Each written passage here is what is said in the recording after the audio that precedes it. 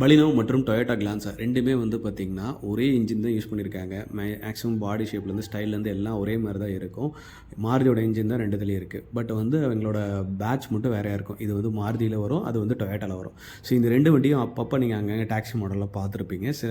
Sometimes வந்து பார்த்திங்கன்னா இந்த டாக்ஸி எப்படி இதில் கொடுக்குறாங்க அப்படின்ற உங்களுக்கு டவுட்டு கூட இருக்கலாம். ஸோ நீங்கள் வந்து பார்த்திங்கன்னா டாக்ஸி மாடல் எடுக்க போகிறீங்கன்னா நீங்கள் வந்து அந்த காரை சூஸ் பண்ணிட்டு அந்த ஷோரூமில் பேசுனீங்கன்னா ஒரு 32,000 ரூபா சேர்த்து செலவாகும். நார்மல் ரெஜிஸ்ட்ரேஷன் ப்ராசஸோட இந்த காரை வந்து நீங்கள் டாக்ஸியாக கன்வெர்ட் பண்ணுறதுக்கு ஜூன் மாதம் இருக்கிற எல்லா காரையும் நீங்கள் டாக்ஸியாக யூஸ் பண்ணலாம் அப்படின்னு சொல்லிட்டு ஒரு கவர்மெண்ட் வந்து ஒரு அனௌன்ஸ்மெண்ட்டை நியூஸ் சேனல்ஸ் மூலிமா பப்ளிஷ் பண்ணியிருந்தாங்க.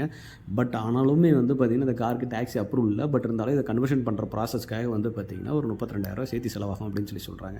சப்போஸ் நீங்கள் டாக்ஸி எடுக்கிற மாதிரி இருந்தால் இதை எடுக்கலாம். பட் ஆனால் ஒரு பிரச்சனை என்னன்னா, நீங்கள் பலினோ எடுத்திங்கன்னா கிலோமீட்டருக்கு வந்து பார்த்திங்கன்னா 13 ரூபா தான் தருவாங்க. அதுவே ஸ்விஃப்ட் டிசைர் எடுத்திங்கன்னா 14 ரூபா தருவாங்க. பலினோட சிஎன்ஜி வேரியன்ட் கிட்டத்தட்ட 9 லட்சம் வந்துடுது. ஸ்விஃப்ட் டிசைர் வந்து பார்த்திங்கன்னா 8.75 லட்சம் வருது. ஸோ வந்து பார்த்திங்கன்னா கிலோமீட்டர் 1 லட்சம் கிலோமீட்டர் விட்டிங்கன்னா 1 லட்ச ரூபா உங்களுக்கு இதில் லாஸ் ஆகும். ஸோ அதையும் பார்த்துங்க. இன்னொன்று பலினோட லேட்டஸ்ட் டிசைர் வந்து பார்த்திங்கன்னா மைலேஜ் வந்து ஒரு 3 கிலோமீட்டர் சேர்த்து வருது. அதையும் நீங்கள் நோட் பண்ணிங்க. நன்றி.